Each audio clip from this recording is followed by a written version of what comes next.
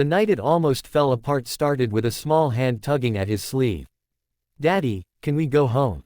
Lily whispered, her voice thin and tired, Christmas lights from the cafe window reflecting in her white eyes. Daniel swallowed hard, forcing a smile he didn't feel. Outside, snow drifted down like the world was trying to soften the blow, but inside, his chest felt tight. This blind date was supposed to be different. It was supposed to be hope. If you've ever believed in second chances and quiet miracles, stay with this story until the end, and if it touches your heart, don't forget to like the video and subscribe, because stories like this remind us why love still matters. Daniel hadn't planned to be a single dad. No one does. 3 years earlier, cancer had taken his wife just weeks before Christmas, leaving him with a 4-year-old daughter and a silence that never quite left the house. Since then, his life had become a careful routine: work during the day, homework at night, bedtime stories whispered into the dark. Love felt like a language he'd forgotten how to speak. But Lily had grown older, wiser in the way children of loss often do, and she noticed the way her father lingered at the window after she fell asleep.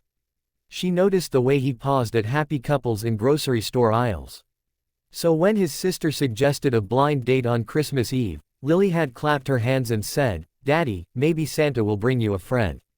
The cafe was warm and crowded, filled with couples escaping the cold, laughter clinking against coffee cups. Daniel sat stiffly at the table, Lily swinging her legs beneath her chair, humming a Christmas tune. When Emma arrived, late and breathless from the snow, everything immediately felt wrong. She was polite but distant, her smile careful. Conversation stumbled. Daniel talked too much about work, then not enough. Emma checked her phone. Lily pushed her cookie around the plate, crumbs gathering like tiny regrets. Daniel felt the familiar weight of failure settling in. Another night confirming what he already feared, that maybe he was broken, that maybe love was something meant for other people. Emma apologized softly for being distracted, explaining she'd come straight from the hospital where she volunteered on holidays. Daniel nodded, though disappointment tightened his jaw. He didn't want explanations, he wanted connection. Lily, sensing the shift, leaned closer to her father, her small fingers wrapping around his. Daniel looked at her and felt guilt bloom. He'd promised himself he wouldn't drag her into his loneliness. This was supposed to be simple. Coffee. Conversation. Goodbye. As the silence stretched, Daniel cleared his throat. "I think we should," he began, ready to end the night. That's when Lily leaned forward, her eyes fixed on Emma with a seriousness that made both adults pause. Lily studied her the way children do, without filters, without fear. Then she whispered, barely loud enough to hear, "She's the one, Daddy." Time seemed to stop. Daniel laughed nervously, embarrassed. "Sweetheart, but Lily shook her head, certain. "She's sad like you," Lily said. "But her smile is hiding. And she likes helping people. Mommy used to do that."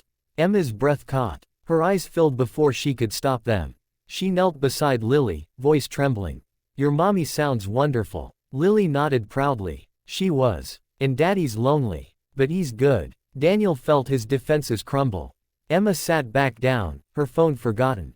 She told them about her late fiancé, about how Christmas had become the hardest day of the year, about volunteering as a way to survive it. Daniel listened, really listened, and for the first time in years, he didn't feel like he was carrying his grief alone. Lily watched them, satisfied, sipping her hot chocolate like a matchmaker who'd done her job.